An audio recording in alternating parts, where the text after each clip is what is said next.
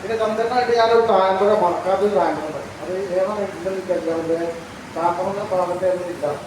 നമ്മൾ കാതാവിഷയത്തിൻ്റെ അറിയില്ല ഒരു കാലഘട്ടം ചെറിയ കാലഘട്ടം എന്തോ ഇല്ല എനിക്ക് ഉറപ്പില്ല. അപ്പോൾ അവിടെ ഞാൻ കോളേജിൽ നിന്ന് ഒരു പിന്നെ ക്ലാസ് കഴിഞ്ഞു.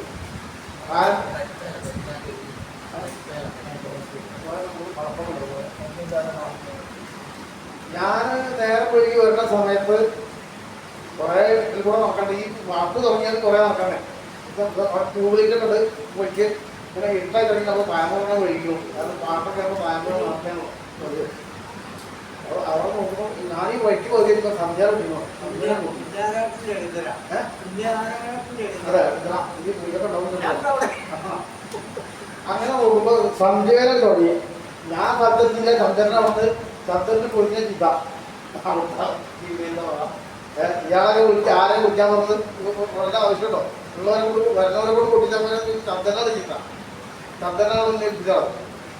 അങ്ങനെ ഞാൻ ഇത് വേഗം ചാടി പറഞ്ഞ് അവിടെ എത്തിയിട്ട് പിന്നെ വേഗം പോയി ചിറ്റിട്ട് കുറച്ചേരം സന്ധ്യാനെ കാത്തുണ്ടാവും ഇല്ലാന്ന് പറയില്ല.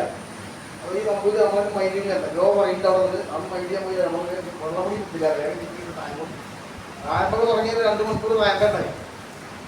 ആ തായമ്പഴ കഴിഞ്ഞപ്പോൾ ഈ പറഞ്ഞ തിരുമേനുണ്ടോ തിരുമേനി പൊട്ടിക്കാൻ അറിയാം. അത് ജീവിതത്തിൽ മറക്കാത്ത അനുഭവമാണ്. കാരണം നമുക്ക് വഹിക്കണ തൊഴിൽ ആത്മാർത്ഥമായിട്ട് ഇത് വരുന്നുണ്ട്.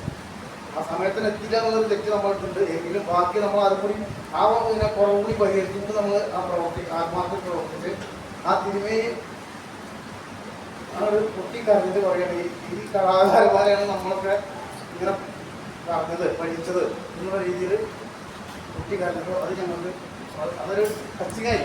ആ പിന്നെ മനസ്സിനെ സ്പർശിച്ച ആ കാര്യം അത് ജീവിതകാലം മുഴുവൻ നോക്കില്ല.